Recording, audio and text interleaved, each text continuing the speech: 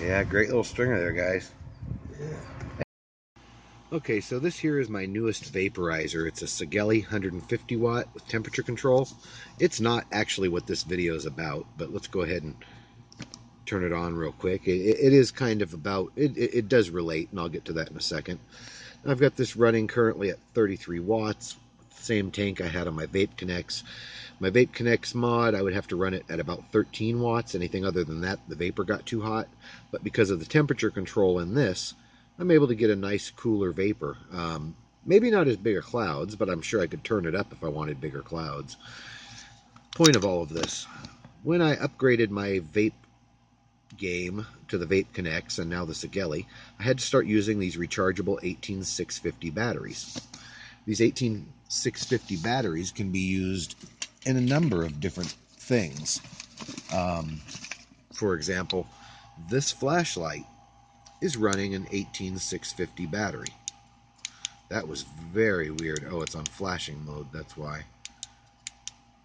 I don't use this one very much, so... No, it's not on flashing mode. I don't know why it's doing that to the screen. That is strange. Very, very odd problem here with the One 2. Am I surprised? Do I sound surprised? Anyways, so I figured, okay, I'm going to start using these batteries. I got to buy a battery charger. So I went out and I bought the Nightcore battery charger, the one that has two ways of charging. You can charge it off of regular house power or 12 volt by plugging it into a cigarette lighter. Now that cigarette lighter, of course, plugs into my battery bank, which is charged by my solar panels up top. C. Crane makes a solar battery charger, but from what I understand, it doesn't charge them very fast. If you can turn it to face the sun all day, you might charge one set of batteries per day per charger. This is a lot quicker, and it runs on the 12 volt option, and of course it's being charged by my big solar up top.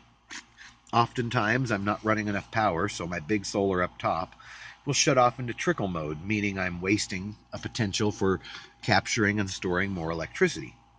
So that's another reason I decided, once I got this charger for these, and I realized it was compatible with all these others, I said, hey, I've got to give rechargeable batteries another try. I had done it years ago, and I'm sure many of you had also, and they just weren't that great. But electronics have come a long ways. LED, for example, takes so much little light compared to any of the older style. So much little electricity compared to any of the older style lights.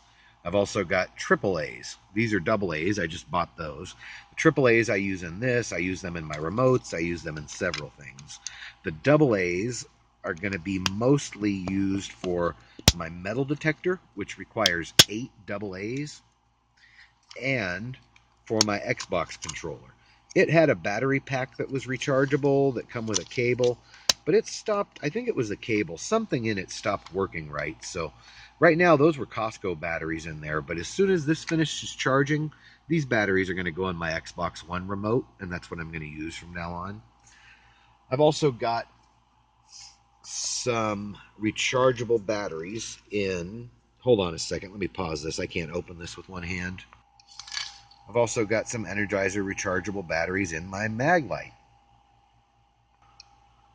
This is the second generation LED Maglite. It's not the newest one, but it's not the oldest one. It's in the digital camo pattern, and it's metal, not plastic. Some of the newest ones, I believe they might be on a 4th generation now, because some of them I've been hearing are plastic. This is not plastic.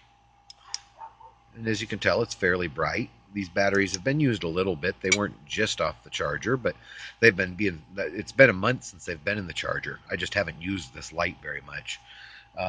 And as you saw, it's fairly bright. Now this is my newest flashlight, the O-Light, which I'm kind of in love with. It's probably the highest quality flashlight I own. I'm going to have to buy more. This is a very tiny one. This cap on the end is just if you want a diffused light. That's the highest setting. You can see it kind of screwed everything up there. It has 3 different levels of brightness. Then it also glows in the dark. It also has a moonlight mode, which you probably barely saw that come on. There it is again. There's light coming through the windows while you can't see the moonlight mode very well. There you can see it glowing in the dark a little bit better. Now if we take this cap off, the light itself is just very tiny. It's smaller than my bird finger. Um, and it takes a CR123 battery. I replaced that out for a rechargeable CR123, which, in other words, they call it an R CR123. Now, remember how bright the mag light was? Did you see how much that overpowered the thing at first? This thing is actually brighter than that big 3-cell mag light. Go figure. Love this little everyday carry flashlight. And for it, I went ahead and bought the rechargeable batteries directly from Olight themselves. Now, with all of my rechargeable batteries, some people may disagree, and that's fine.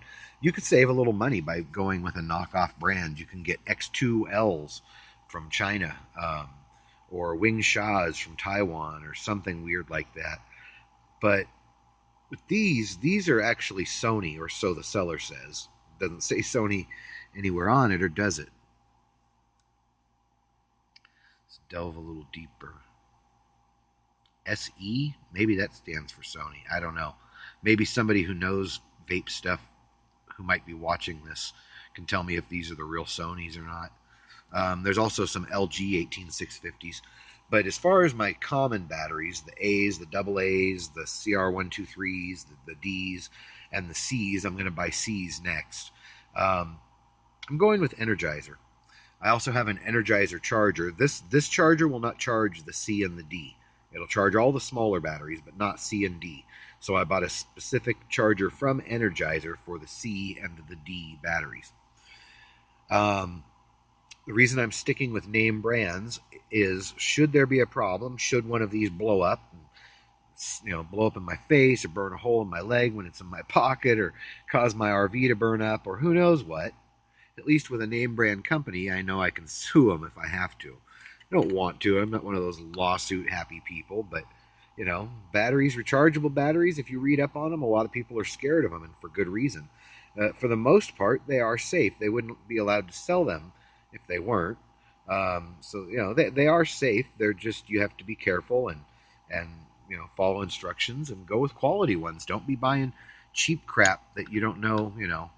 If a real company is going to put their name on it, then unless that's a forgery, that's a possibility too. But I don't believe so. I'm pretty sure these are legitimate, real Energizer batteries.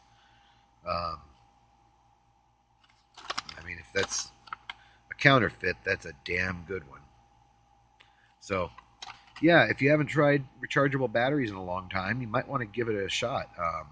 I've also got a little battery-powered fan that I can use at night if I don't want to run my... I don't know why I need to, but if I wanted just a little bit of, air blowing directly on me, it takes 2 C batteries, or no, D's, and I've already got the D's. I could just start loading that thing up and having it run all night. I'm also going to buy some C's so I can start running my AM/FM radio off of solar that I'll charge through batteries.